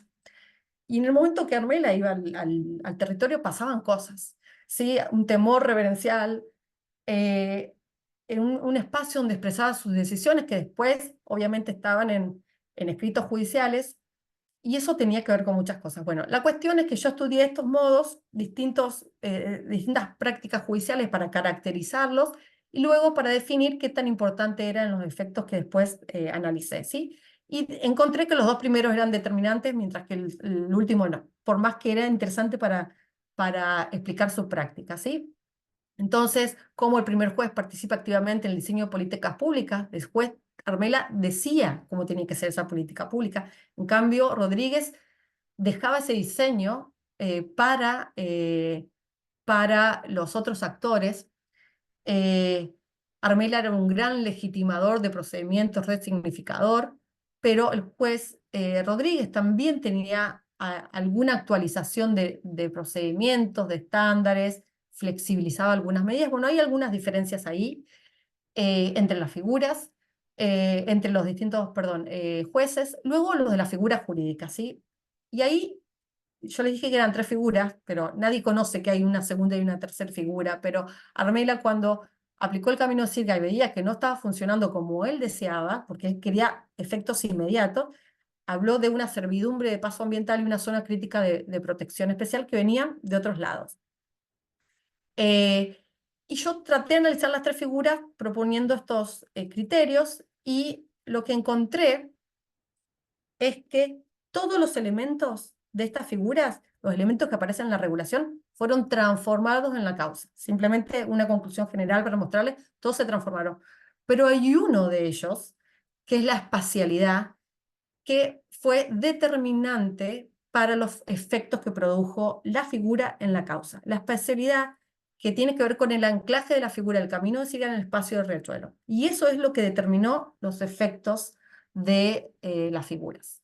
Y simplemente para decirle que, bueno, hay un ejemplo del camino de Sirga, esos 35 metros que se mantuvieron luego de que se reformó el Código Civil y se unificó con el comercial, a pesar de que después eran 15 metros, pero se mantuvo el criterio de los 35 metros para el riachuelo. Bueno, hubo unas discusiones en su momento, y se ancló la figura acá en el riachuelo, y eso determinó los efectos, y dentro de esos efectos yo estudié 4 grupos de efectos. El primero, que más lo responde las preguntas de la antropología jurídica, y les quiero contar que yo al principio, cuando empecé a hacer las entrevistas, yo les preguntaba, hablaba del Camino de Sirga, y me refería al Camino de Sirga porque todos los actores en la causa entendemos que es Camino de Sirga, es lo mismo que Ribera de Riachuelo, pero empecé a darme cuenta que capaz estaba formulando más la pregunta, pero que todos me hablaban de una manera distinta del Camino de Sirga, que tenía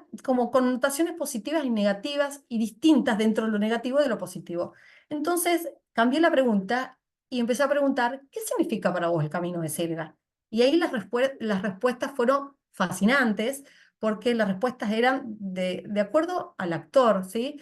Para los que trabajaban quizás en Acumar o en los municipios era control territorial, espacio público, ¿sí?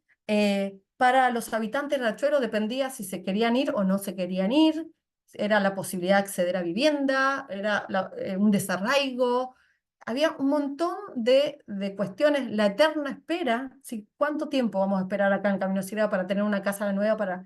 Entonces, había muchos significados, la herencia, si es la posibilidad de adquirir una casa nueva, porque me tocó, estoy entre los 35 metros, y es algo que yo le voy a dejar a mis hijos, a mis nietos.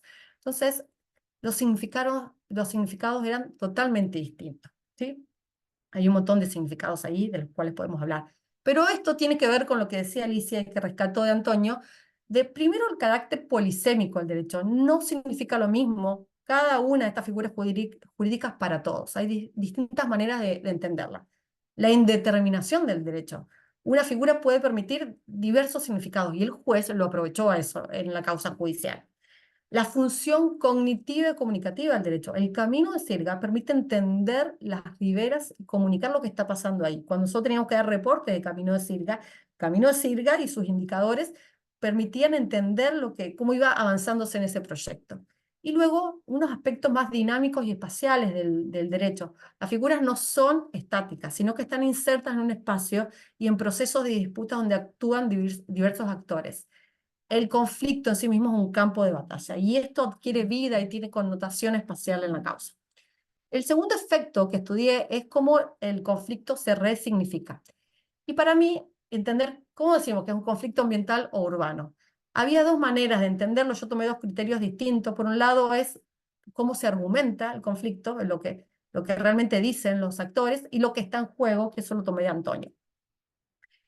Y claramente el conflicto inició siendo ambiental, ¿sí? Así se inscribe el conflicto, pero luego se resignifica a temas urbanos y ambientales. Por dos razones, perdón, ahí me quedó mal. A ver si no lo tengo, creo que tengo la diapositiva, acá está, es la otra, la que transformé, ahí está, esta es mejor. Al principio, el juez argumenta en términos ambientales, pero luego la argumentación se expande a cuestiones urbanas. Al principio lo que está en juego son asuntos ambientales, generalmente, y luego hay asuntos urbanos, distintos asuntos, conflictos, y pongo algunos, que podemos hablar luego si quieren.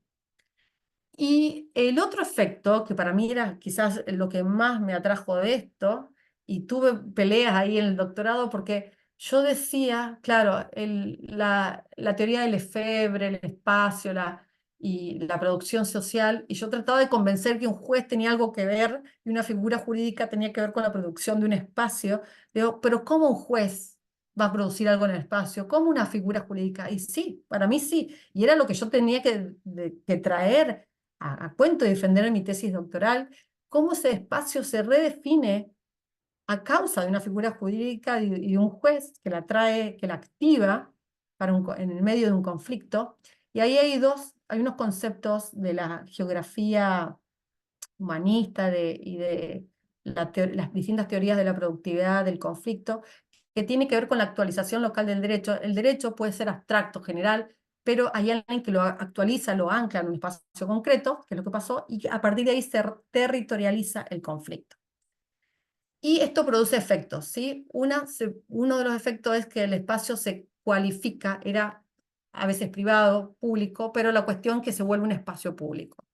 Hay unas nuevas regulaciones de uso en espacio, solo en ese momento pude identificar en Cava y creo que también en algunos de los partidos que estaban enfrente, había algunas transformaciones, pero en Cava estaba claro, en la regulación urbanística se hacía referencia al conflicto de riachuelo judicializado. Eso es algo que no suele aparecer en una norma jurídica, una referencia a un conflicto judicializado. Normas urbanas que incorporan esta zonificación, ¿sí? Hay una zona que es zona de regeneración del riachuelo en el Código Urbano. Hay un régimen jurídico de derechos y deberes, distintos deberes y derechos de acuerdo a la posición de los actores en esta historia, y ahí había un montón de historias de familias, estrategias para estar dentro del camino de Sirga, o no estar dentro. Hay unas historias fascinantes, hay expectativas, por eso en la Villa 21-24 hay un régimen un poco quizás más particular en algunas cosas, y también el camino de Sirga aparece en el lenguaje de los actores. Miren esto, un convenio particular para los pobladores ubicados en el camino de Sirga, ¿sí? El poblador de la Sirga como un sujeto. Y también esto revela concepciones espaciales, sociales y de inscripción jurídica. Estar en la Sirga, el juez habla de, a ver si, no sé si no lo puse acá, de las personas ancladas en la Sirga, o se refiere a los habitantes de las islas también, distintas maneras que revelan concepciones espaciales. Y finalmente, el último efecto que estudié es cómo el camino de Sirga y los estilos jueces intermedian la política de vivienda del Riachuelo. Ahí estudié cómo era la política de vivienda en base a esta literatura de Barreto que analiza las políticas de vivienda, que me sirvió mucho por lo menos para organizar esto de la política de vivienda. No es una tesis sobre política de vivienda, porque a mí lo que me interesaba solo saber era cómo intermediaba el camino de Sirga y los jueces en esto, pero el camino de Sirga, y estos son efectos instrumentales, aparece como un criterio objetivo de intervención y de relocalización. Si estás en el camino de Sirga, te tenés que ir a ir, hay que relocalizar y hay que intervenir. Es el primer destinatario de la política de vivienda, el que habita sobre la Sirga. Incluso en el convenio marco, que es como el marco de la política de vivienda, las jurisdicciones que tenían camino de Sirga son las primeras jurisdicciones que entran al convenio, y fíjense que las jurisdicciones que no tienen nada que ver con el camino de Sirga no tienen promesa de vivienda para esa zona, ¿no? Incidió en la entrada al convenio de los municipios, incide en la tipología de soluciones habitacionales. Por el camino de Sirga hay que relocalizar y por tanto hay que tener vivienda nueva, ¿sí? Y por otro lado pone en crisis la política de contingencia, que no estaba prevista al inicio, porque ¿qué hacemos hasta que nos llegue la vivienda, ¿sí? ¿Qué solución le damos al mientras tanto? Y por supuesto, los jueces tienen ahí distintos estilos en relación a las políticas de vivienda. Remelas define más elementos, acelera las relocalizaciones, es totalmente intolerante a los retrasos, hubo desalojos inicialmente, y Rodríguez es más permisible a nuevas reglas, ¿sí? A cierto enfoque de derechos humanos, es más tolerante con retrasos, pero los resultados son distintos. Y acá hay una foto o sea, tomada por Acumar, por el dron, en una relocalización que se hizo en junio de 2019. Yo ahí seguía trabajando en Acumar y tuve la oportunidad de ir al proceso de relocalización, donde el equipo territorial de Acumar era el más importante. En ese momento ya estaba aprobado el protocolo y mi rol ahí era ver cómo funcionaba el protocolo, y después de eso hicimos un intento de monitoreo de derechos económicos, sociales y culturales del protocolo. Pero hay muestra en esta zona que pueden ver acá adelante, es las viviendas recién relocalizadas se tienen que demoler y luego pasa el camino de Silga, después se construye. Son procesos muy complejos, como ustedes pueden observar, que requiere articulación de muchas políticas, y eso también responde a la pregunta de Alicia, o a este elemento de la complejidad del fenómeno urbano, y que el derecho puede dar alguna respuesta, pero son fenómenos muy multidimensionales. Bueno, la tesis relaciona estos tres temas, simplemente acá termino, donde yo destaco que lo más significativo fue el rol del juez, el primer juez, en cuanto a su estilo y cómo resignificó estas figuras jurídicas para estos efectos territoriales jurídicos que aparecieron, la dimensión espacial del camino de Sirga, y esto produjo estos tipos, distintos efectos. Y, a ver, voy a tratar ahora, ya terminé, pero ahora no puedo ver, a ver, ahí está, listo, ahí estamos. Creo que estoy compartiendo todavía, ¿o no? Sí, sí, estás compartiendo. A ver si querés te saco yo. Bueno, pero no sé qué, hice un lío acá y no veo la manera de dejar de compartir. Espera, a ver si puedo dejarla. Eh, pero es Acá como está, que... yo te la puedo cerrar. Ahí está. Ah, bien, gracias, gracias. Bueno, Bien. yo sé que están reagotados en este momento, como yo ya no, ya tengo seca la boca para hablar. Bueno, tenemos un ratito para hacer algunos comentarios, si les parece. Hay algunos en el chat. A ver si los invito a que los manifiesten o si ya han quedado tarde. Em, Lorena Guarini anotó algo sobre los instrumentos de planificación. Lorena, te invito a compartir lo que... Hola, ¿qué tal? ¿Me Dale. Hola, escuchan? Lorena. No, me sentí muy identificada. Yo trabajo en la Dirección de Planeamiento Territorial en Cipolletti. Y esto que hablabas de los planes parciales, perdón, tuvimos varios intentos de experiencia en el municipio en su momento con algunos propietarios que estaban queriendo urbanizar una zona de borde de ruta para un servicio de ruta. Y en principio se había hecho la presentación de los tres propietarios para generar un englobamiento parcial, repartirse los beneficios y cargas. El proyecto fue madurando hasta llegar a una instancia de casi de previsado de la faz geométrica previo a la mensura, y se terminó disolviendo, digamos, se cayó todo el proyecto porque había muchos conflictos de intereses entre los mismos propietarios, porque algunos, por el tamaño de sus parcelas, o sea, de las parcelas de origen, tenían por ahí más cargas, más sesiones que otros, y no les convencía tampoco la negociación entre ellos. Entonces, medio que, digamos, ese tipo de instrumento lo tenemos en el Código de Ordenamiento Territorial, como así también el tema de la renta urbana, que recién este año se ha estado logrando que puedan ser, digamos, que se pueda efectivizar el instrumento. Ha sido muy difícil también.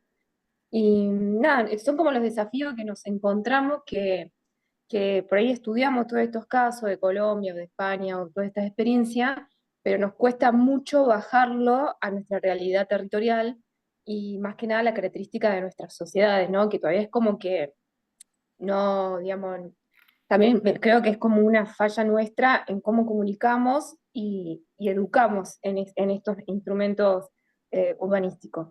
Y eso nos pasó mucho también con la renta urbana. Fue muy difícil hace muchos años, que se trata de hacerles entender a los privados el sentido de la renta urbana, o para qué es y por qué existe, digamos. El hecho de que entiendan que lo que están haciendo no es por una inversión de ellos mismos, sino que es una cualidad que el Estado les ha dado, y que tiene que haber una participación del Estado en ese sentido. eh, todos los días estamos peleando con ellos. Sí. Así que nada, hacer el comentario de que Sí, no Es muy conozco cómo tienen ahí este tipo plan parcial, pero lo que puedo preguntarte para que vos también reflexiones, porque si vos vas a obligar a hacer algo, tenés que tener mecanismos para obligarlo, ¿sí? Y si no se logra cierto consenso, tenés que, bueno, ahí te rendís como municipio en esa lucha. Pero, por ejemplo, si en Colombia está esto del 51% de acuerdo, ¿sí? Porque hay gente que quiere hacerlo y también está bueno, si tiene ciertos beneficios, meterte en un plan parcial, desarrollarte porque tienes otra norma que quizás puede ser mejor que los que se desarrollan de manera individual. eh, pero tenés que tener ciertas reglas. Si llegás al 51% en Colombia, el resto, si no está de acuerdo, chau, se expropia. Es no, decir, hay un mecanismo para hacer algo claro, con los que están resistiendo. El claro, problema, no, claro, acá no, digamos, es como se trataba de convencer o de incentivar a los propietarios por medio de algunos beneficios fiscales o de indicadores, pero no estaba esta cuestión de claro, obligatorio, que sí está ahora con el tema de la renta, o sea, la renta es obligatoria, o sea, de ahí no escapan. que es distinto. Y en todo caso, lo que falla Colombia, que lo entendí trabajando con plan parciales en Colombia, es que ese 51% no tiene que estar al inicio. En España, ese 51% está al inicio del proceso. Entonces no perdés el Ah, tiempo. En Colombia claro, eso aparece en el momento de las unidades de actuación urbanística. Pueden pasar 5 años claro, con formulaciones y formulaciones, y capaz que llegó el momento de la unidad de actuación urbanística, que es donde se define todo, y no tenés el 51% y ¿quién? Es decir, se perdió un montón de plata, de tiempo, un montón de cosas. Lo que es bueno del español, en eso Colombia toma a España, es tener, es decir, no toma esta parte de la mayoría que tiene que estar al inicio. Entonces, tenés que tener estas mayorías, tenés que tener mecanismos para obligar a los que no están de acuerdo si se logra esa mayoría. Si no, bien, no es la idea de esto, ¿no? Y muchos bien. de estos sistemas incluyen una redefinición espacial, que es el reajuste de terrenos, que no necesariamente pasa. En Colombia tenés las dos posibilidades, con nueva redefinición predial y sin nueva redefinición predial. ¿Sí? Pero es Claro. distinto. Y respecto al otro, no sé cómo está la renta diferencial, si es la misma que Bariloche, es la misma. Creo que se estudió el caso, yo no estuve justo en ese momento en que gestionaron, pero eh, están identificadas según las zonas donde se hace el desarrollo del loteo, tiene como distintos valores de Bueno, referencia según el suelo que se está urbanizando. O sea, hay, dentro del mercado de suelo hay valores más altos que otros según la localización dentro de la ciudad. En función de eso es como que se hace el estudio de la renta urbana. claro. Ahí hay que ver cuáles son los hechos que permiten captar la plusvalía en general, y vamos a ver ahora en la otra presentación, pero lo vamos a ver con temas climáticos, pero hay bases que legitiman la aplicación de instrumentos de recuperación de plusvalía, ¿sí? Si justamente el que generó es el Estado, el que generó ese mayor valor es el Estado, tiene total derecho de recuperarlo, ¿no? Claro, Pero hay sí. distintos mecanismos. Si es el tributario es uno y si es vía cargas urbanísticas es otro. Y por esas dos vías, que es la confusión que hay en muchas legislaciones, eh, el momento de exigirlo es distinto y las sanciones son distintas. Después les voy a mostrar un cuadrito sobre cargas y Ah, tributos para diferenciar esos dos mundos. Eh, a mí no me gusta cómo había quedado la primera renta diferencial urbana de Bariloche, porque es una mezcla de tributo, cuando en realidad debería haber sido una carga urbanística. Entonces, ahí hay en una, Cipolletti, claro, en Cipolletti se toma como una carga. como una Lo carga, toman, no es un tributo. no, como una carga. Ok.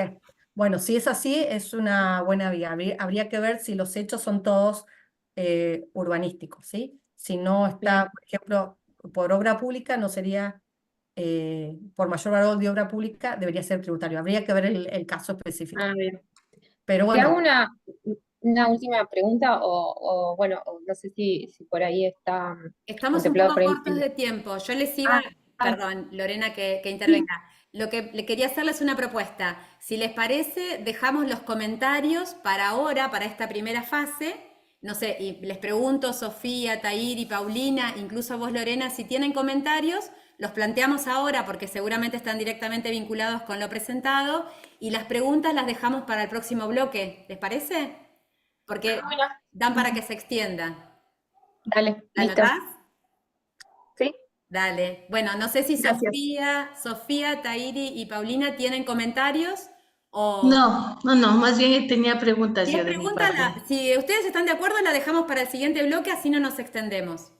Perfecto, no hay problema. Sofía, ¿cómo es lo tuyo?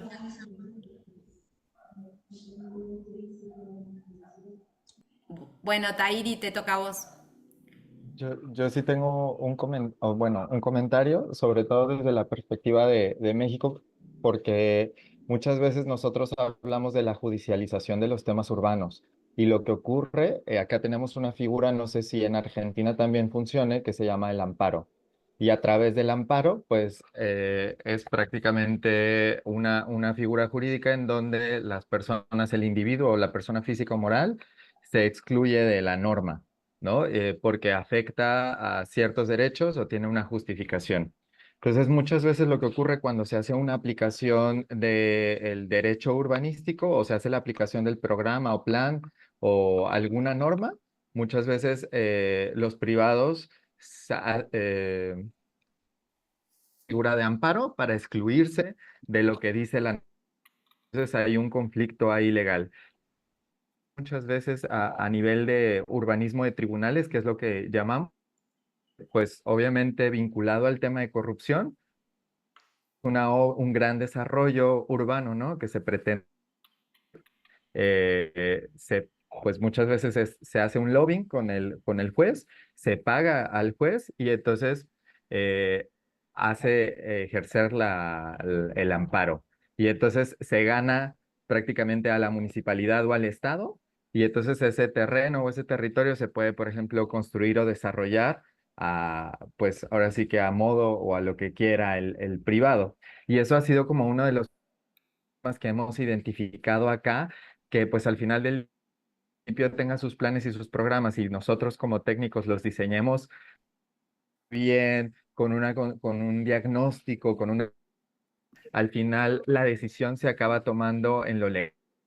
Lo que decías, Melinda, que efectivamente el juez o la jueza pues tiene una creación o determinación fungiendo el espacio, cuál va a ser su uso o razón de ser. Pero pues al final todo el dinero invertido de la municipalidad para hacer el programa, para que al final la decisión pues quede nada más con un acto jurídico en donde muchas veces es pagado, ¿no? O sea, y es en contra. Entonces ese era como el comentario en general para destacar como cómo funciona estos temas jurídicos acá en México y cómo acaba siendo urbanismo de tribunales, urbanismo técnico. Gracias. Gracias.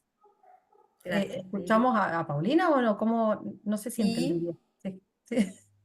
Bueno, yo tenía pregunta y a la vez aporte, pero más bien no sé si dejo plantear la pregunta, no es necesario que me respondan dale, ahorita. dale. Y es que el tema es que, por ejemplo, esta vinculación de la sociedad en el plan parcial, no sé si es que tiene una norma jurídica, porque acá en el caso del Ecuador, por ejemplo, hay todo un proceso de participación ciudadana y hay una ley específica de participación ciudadana donde los ciudadanos estamos, pues, la tomamos para cualquier demanda posible que tenga relación con el desarrollo y eso incluye el desarrollo urbanístico. Entonces, esa era la primera pregunta. De ahí, la reflexión, más bien yo había puesto en el comentario, en el chat, que se me ha hecho un poco difícil entender la problemática que sucede con el caso que mencionó Melinda, porque como son términos jurídicos y cada país tiene lo suyo, entonces se me ha hecho un poco difícil de entender esta judicialización, justamente porque no conozco qué ha pasado con el uso de suelo, porque de pronto la comunidad tiene una base de apoyo cuando tienes una norma establecida. Entonces, como se habló de temas ambientales, entonces no sé cómo hacerlo. Pero bueno, se me hacía difícil, pero lo otro es que podemos hacer cualquier proceso de judicial. En tanto tenemos nosotros acá en Ecuador, insisto, una ley de participación ciudadana. Nada más. Gracias, Paulina. Yo no sé si me voy a olvidar la respuesta para el próximo bloque. No Dale, sé si dale, querés que adelante, diga dos. adelante, adelante y si quieren cerramos. Yo anoté las otras Tengo, preguntas. digo muy rápidamente lo que comenta el compañero Tairi. Sí, es decir, los jueces son actores claves y tienen sus concepciones, si hay corrupción, eso pasa en todos los países y por eso también es clave que lleguemos con estos temas a ellos, que también tomen cursos de derecho urbanístico. Nosotros hemos tratado mucho de incorporar a los jueces en los cursos y ha sido muy difícil incorporarlos. En el caso mexicano, sobre estos temas, no sé si has leído alguno de los artículos de Carlos Herrera, que trabaja sí, con Antonio, y hay dos de estos libros, el de Huellas del Derecho y el anterior, el de Jueces, que no me acuerdo en cuál está uno de estos artículos de Carlos Herrera, pero creo que hay uno de estos, de procesos administrativos, y hay otro autor que no me acuerdo. Pero sí, eso que vos decís pasa acá y lamentablemente también hay mucho de corrupción en eso. Y de procesos participativos es obligatorio, Paulina, en todos estos instrumentos es obligatorio. Cómo se haga es la diferencia. En los planes parciales en el que yo estuve en Bogotá, eh, era un poco un checklist. Se hacía una audiencia, estaba el formulador del plan parcial, explicaba lo que quería hacer, cuántos asistentes vinieron. Lamentablemente fallan esos procesos de participación ciudadana, pero cada vez se están haciendo más serios en los planes urbanos, en cada uno de estos, y también se van empoderando más los ciudadanos porque saben que tienen que meterse en el tema. Entonces, creo que estamos viendo como mayor avance en eso y una mayor seriedad en cómo hacer los procesos participativos. Pero bueno, es un aspecto que muchas leyes receptan de cómo hacer estos procesos, audiencias o no, Uruguay también, pero cómo se cumple, cómo se ejecuta puede variar. Eso, solamente si me permites también, me parece interesante lo que acabas de decir, pero algo que creo que tiene el Ecuador, eso sí lo he tratado de revisar, es que nosotros tenemos una superintendencia de ordenamiento territorial, la famosa SOT. Esto creo que es exclusivo de nuestro país y es una superintendencia que está controlando que los municipios, las prefecturas, respeten la norma de uso de suelo y algunos planes propuestos. Pero el tema es que la superintendencia, a pesar de la función importante que tiene, es una entidad muy pequeña en comparación a todo el Ecuador. Tenemos nosotros 929 parroquias, 221 cantones, entonces se les dificulta. Sin embargo, sí han habido procesos interesantes en donde la superintendencia ha intervenido, ha tratado, yo he visto, he constatado que el superintendente es una persona imparcial, es apartidista, es decir, ganó como un concurso bien hecho, pero siempre hay la parte política, ¿no? Entonces, le veo que está muy juicioso en algunos temas, pero él lo ha dicho en su rendición de cuentas que se le ha hecho complicadísimo ir con todo. Entonces, creo que ahí, de pronto, esta figura de la superintendencia podría ayudar, haciendo unas mini superintendencias en cada parroquia, pero con el riesgo de que algún rato podría politizarse, que sería lo mismo. Eso nada más. Gracias por la respuesta. Interesante. Gracias. Muchas gracias y vamos al corte y por favor respiren, muévanse y volvemos en media hora. Sí, nos encontramos 6:30. 6:30. Queda la conexión hecha para que dejen muteados sus micrófonos y sus cámaras, así no cuesta volver a sumarse. Hasta luego.